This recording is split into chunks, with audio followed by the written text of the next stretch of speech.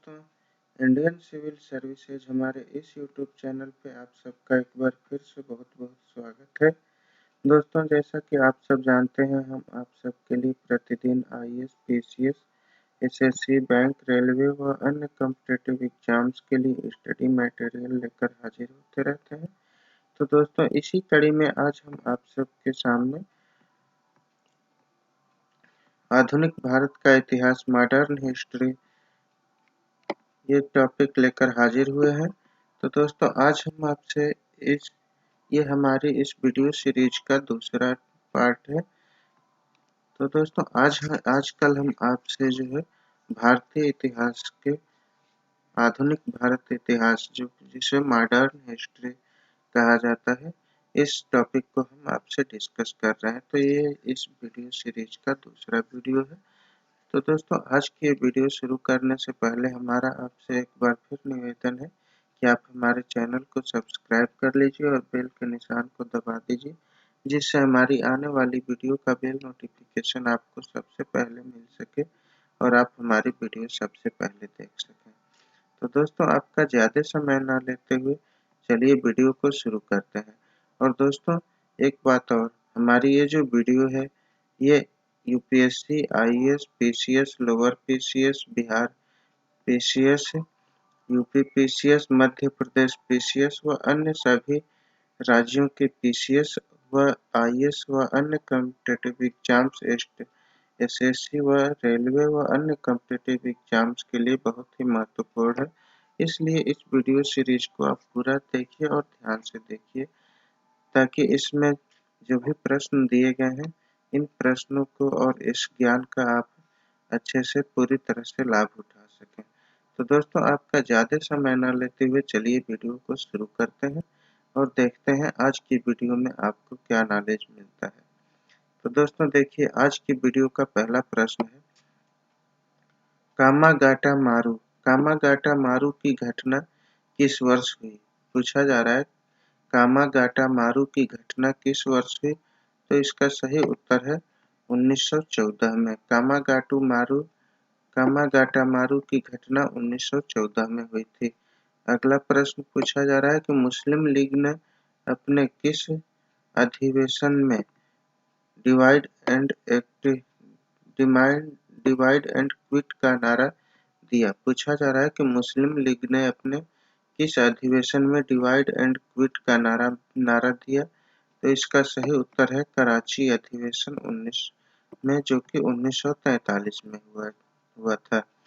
देखिए, पूछा जा रहा है कि मुस्लिम लीग ने अपने किस अधिवेशन में डिवाइड एंड क्विट का नारा दिया था? तो इसका सही उत्तर है कि मुस्लिम लीग ने कराची अधिवेशन में डिवाइड एंड क्विट का नारा दिया था, जो कि 1943 में हुआ था। अगला प्रश्न है, हालात की मजबूरी थी और यह महसूस किया गया कि जिस रास्ते पर हम चल रहे हैं उसके द्वारा गतिरोध को दूर नहीं किया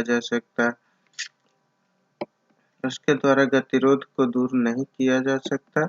अतः हमको देश का विभाजन स्वीकार करना पड़ा। यह किसका कथन है? तो इसका सही उत्तर है पंडित जवाहरलाल नेहरू का।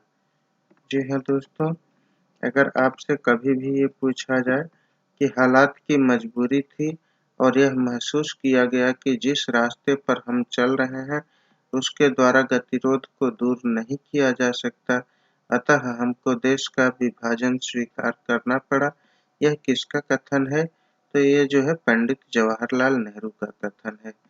जी हाँ दोस्तों, उपरोक्त कथन पंडित जवाहरलाल नेहरू का है, जिसमें उन्होंने कहा था कि इस बार हालात की मजबूरी को समझना पड़ा और जो है भारत के विभाजन को स्वीकार करना पड़ा। अब आइए वीडियो में आगे बढ़ते हैं और अगला प्रश्न देखते हैं। देखिए, अगला प्रश्न है कि ब्रिटिश सरकार ने जालियांवाला बाग हत्याकांड की जांच के लिए एक कमीशन की नियुक्ति की थी। इस कमीशन का नाम क्या था? तो इसका सही उत्तर है हंटर कमीशन। जी हाँ दोस्तों, देखिए, पूछा जा रहा है कि ब्रिटिश सरकार ने जालियांवाला बाग हत्याकांड की जांच के लिए एक कमीशन की नियुक्ति की थी, इस कमीशन का नाम क्या था? तो इसका सही उत्तर है, इसका नाम था हंटर कमीशन।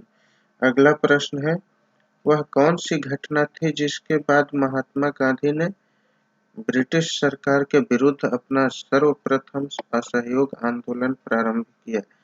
देखिए, पूछा जा रहा है कि वह कौन सी घटना थी जिसके बाद महात्मा गांधी ने ब्रिटिश सरकार के विरुद्ध अपना सर्वप्रथम असहयोग आंदोलन प्रारंभ किया? तो इसका सही उत्तर है रोलेट एक्ट, रोलेट कानून के बाद। देखिए, रोलेट कानून की जो घटना थी वही पहली घटना थी जिसके बाद महात्मा गांधी ने अपना सर्वप्रथम असहयोग आंदोलन ब्रिटिश सरकार के खिलाफ शुरू कर दिया। अगला प्रश्न है, 1857 में अंग्रेजी साम्राज्य के विरुद्ध पंजाब में किसने सशस्त्र विद्रोह किया था? तो इसका सही उत्तर है नामधारी सिखों ने। देखिए, अगर कभी भी आपसे ये पूछा जाए कि 1857 में अंग्रेजी साम्राज्य के विरुद्ध पंजाब में किसने सशस्त्र विद्रोह किया था? तो इसका सही उत्तर है नामधारी सिखों ने। नामधारी सिखों ने अंग्रेजी साम्राज्य के विरुद्ध पंजाब में सशस्त्र विद्रोह किया था 1857 में, नामधारी सिखों ने। अब आइए वीडियो में आगे बढ़ते हैं और अगले प्रश्न पे नजर डालते हैं कि अगला प्रश्न क्या है। देखिए, अगला प्रश्न है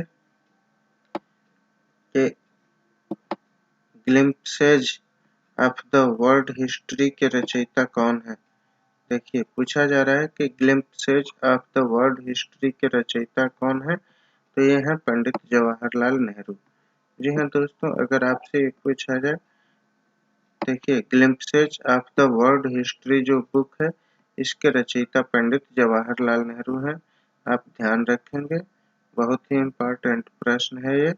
अगला प्रश्न है, 20 फरवरी 1947 को किस ब्रिटिश प्रधानमंत्री ने कॉमन सभा में भारत को स्वतंत्रता देने की घोषणा की? तो इसका सही उत्तर है एटली ने। जी हाँ दोस्तों,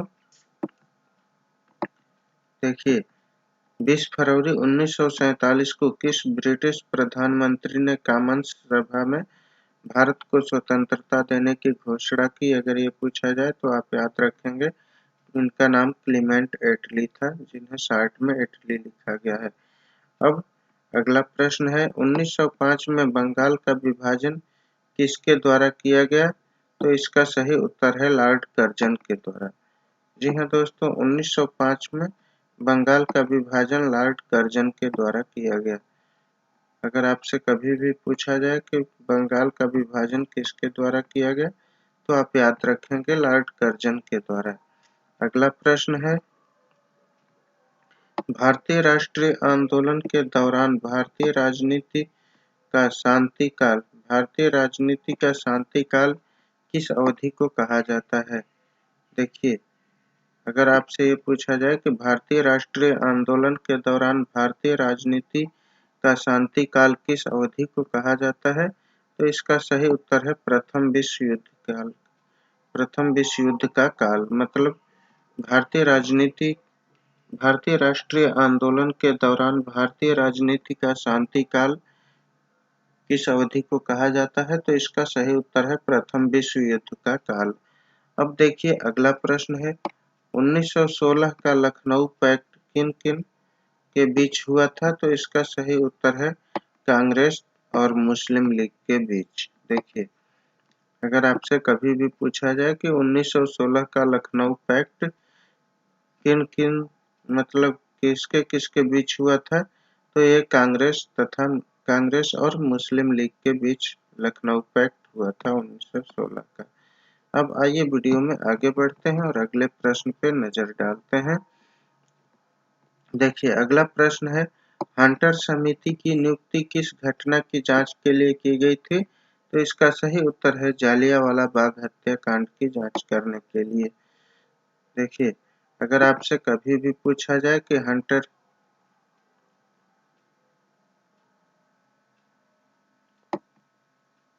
अगर आपसे कभी भी पूछा जाए कि हंटर समिति या हंटर आयोग की नियुक्ति किस घटना की जांच के लिए की गई थी, तो आप याद रखेंगे जालियांवाला बाग हत्याकांड की जांच करने के लिए हंटर आयोग का गठन किया गया था। अगला प्रश्न है, बाल गंगाधर तिलक के सार्वजनिक रूप से लोकमान्य की उपाधि से किस आंदोलन के समय सम्मानित किया गया था, तो इसका सही उत्तर है होम रूल आंदोलन के समय। देखिए, अगर आपसे पूछा जाए कि बाल गंगाधर तिलक को सार्वजनिक रूप से लोकमान्य की उपाधि से किस आंदोलन के समय सम्मानित किया गया था, तो आप याद रखेंगे होम रूल आंदोलन के समय। मतलब बाल गंगाधर तिलक को लोकमान्य की उपाधि होम रूल आंदोलन के समय मिली थी। अब अगला प्रश्न है, भारतीय राष्ट्रीय आंदोलन में गर्मपंथियों के प्रभावहीन से कब आया? देखिए, भारतीय राष्ट्रीय आंदोलन गर्मपंथियों एक्सट्रीमिस्ट के प्रभावाधीन कब आया? आपसे पूछा जा रहा है कि भारतीय राष्ट्रीय आंदोलन गर्मपंथियों जिन्हें इंग्लिश में एक्सट्रीमिस्ट कहा गया है के प्रभावाधीन मतलब प्रभाव के अधीन कब आया, तो इसका सही उत्तर है 1906 के बाद।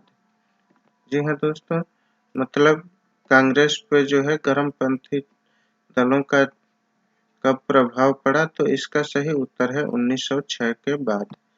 ये आप याद रखेंगे। अब आइए वीडियो में आगे बढ़ते हैं और अगले प्रश्न पे नजर डालते हैं। अगला प्रश्न है कि लंदन में जनरल ओ डायर को गोली किस क्रांतिकारी ने मारी थी, तो इसका सही उत्तर है उधम सिंह ने। जी हाँ दोस्तों, अगर आपसे कभी भी ये पूछा जाए कि लंदन में जनरल ओ डायर को गोली किस क्रांतिकारी ने मारी थी, तो आप याद रखेंगे उधम सिंह ने। जनरल ओ डायर को गोली किसने मारा था? उधम सिंह ने। अगला प्रश्न है, भारत छोड़ो आंदोलन प्रारंभ करने के पश्चात महात्मा गांधी को नजरबंद करके कहाँ रखा गया था, तो इसका सही उत्तर है आगा खां महल पुणे में। जी हाँ दोस्तों, देखिए ध्यान देने योग्य क्वेश्चन है कि भारत छोड़ो आंदोलन प्रारंभ करने के पश्चात महात्मा गांधी को नजरबंद करके कहाँ रखा गया था? आगा खां के महल पुणे में। अगला प्रश्न है, 1920 में गांधी जी ने कांग्रेस अधिवेशन में संपूर्ण स्वराज को कांग्रेस का लक्ष्य बनाने का प्रस्ताव रखा था। यह अधिवेशन कहाँ हुआ था? तो इसका सही उत्तर है अहमदाबाद में। जी हाँ दोस्तों, पूछा जा रहा है कि 1920 में गांधी जी ने कांग्रेस अधिवेशन में संपूर्ण स्वराज को कांग्रेस का लक्ष्य बनाने का प्रस्ताव रखा था। यह अधिवेशन कहाँ हुआ था? तो ये अधिवेशन अहमदाबाद में हुआ था। अहमदाबाद में 1920 में अहमदाबाद में कांग्रेस का अधिवेशन हुआ, जिसमें महात्मा गांधी ने संपूर्ण स्वराज को जो है कांग्रेस का लक्ष्य बनाने का प्रस्ताव रखा था। ये रहा इस प्रश्न का तथ्य। अब आइए आगे बढ़ते हैं वीडियो में और अगला प्रश्न देखते हैं।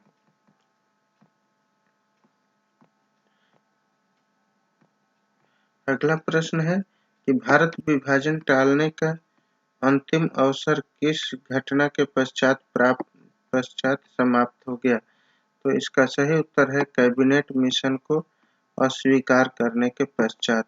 देखिए, अगर आपसे कभी भी ये पूछा जाए कि भारत विभाजन को टालने का अंतिम अवसर किस घटना के पश्चात समाप्त हो गया, तो इसका सही उत्तर है कैबिनेट मिशन को अस्वीकार करने के पश्चात। अगला प्रश्न है, गुरु राम सिंह किस आंदोलन के अग्रणी थे, तो इसका सही उत्तर है कूका आंदोलन का। जी हाँ दोस्तों, गुरु राम सिंह कूका आंदोलन के अग्रणी थे।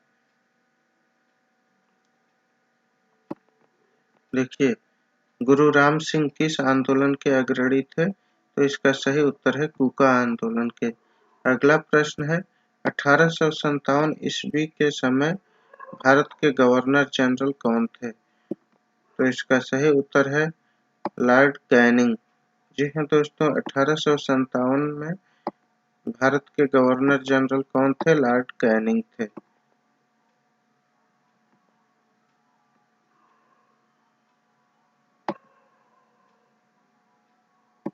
देखिए, 1857 ईस्वी के समय भारत के गवर्नर जनरल कौन कौन थे? तो लॉर्ड कैनिंग थे।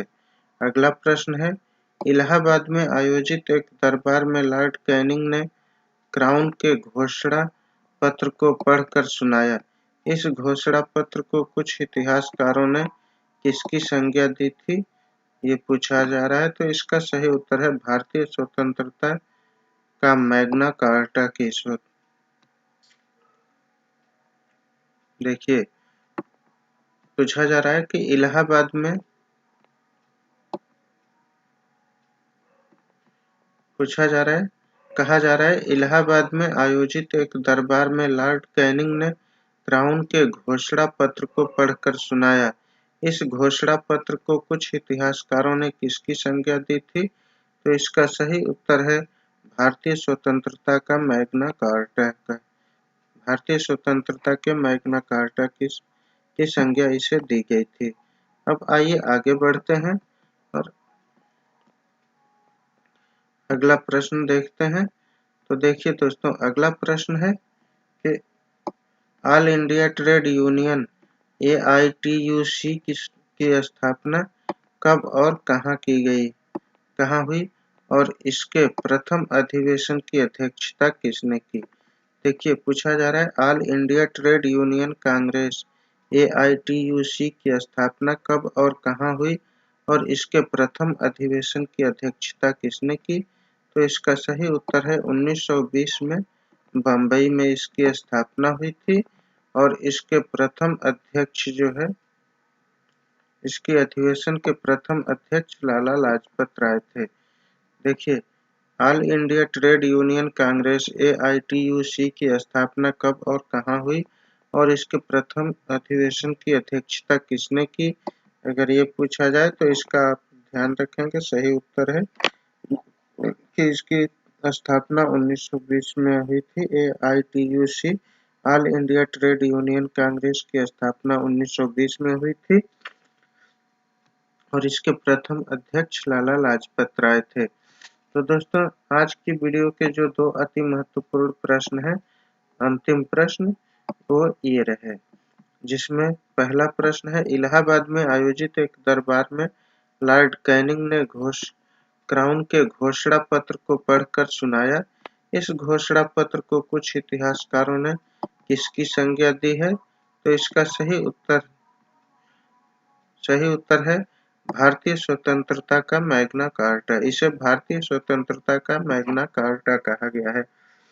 तो दोस्तों, ये तो रही हमारी आज की वीडियो, जो कि इस वीडियो सीरीज का आधुनिक भारत के इतिहास की वीडियो सीरीज का ये दूसरा वीडियो है और इसमें हमने आज से आधुनिक भारत के इतिहास के कुछ अति महत्वपूर्ण प्रश्न डिस्कस किए और उनके उत्तर देखे। तो दोस्तों, आज की ये वीडियो आपको कैसी लगी हमें कमेंट सेक्शन में ज़रूर बताइएगा और ऐसे ही वीडियो देखने के लिए और हमसे जुड़े रहने के लिए हमारे चैनल को सब्सक्राइब कर दीजिए और बेल के निशान को दबा दीजिए, जिससे हमारी आने वाली हर वीडियो का बेल नोटिफिकेशन आपको तुरंत मिल सके और आप हमारी वीडियो सबसे पहले देख सकें। तो आज की वीडियो यहीं संपन्न करने की हम आपसे इजाज़त चाहते हैं। मिलेंगे आपसे अगले वीडियो में, तब तक के लिए नमस्कार, जय हिंद।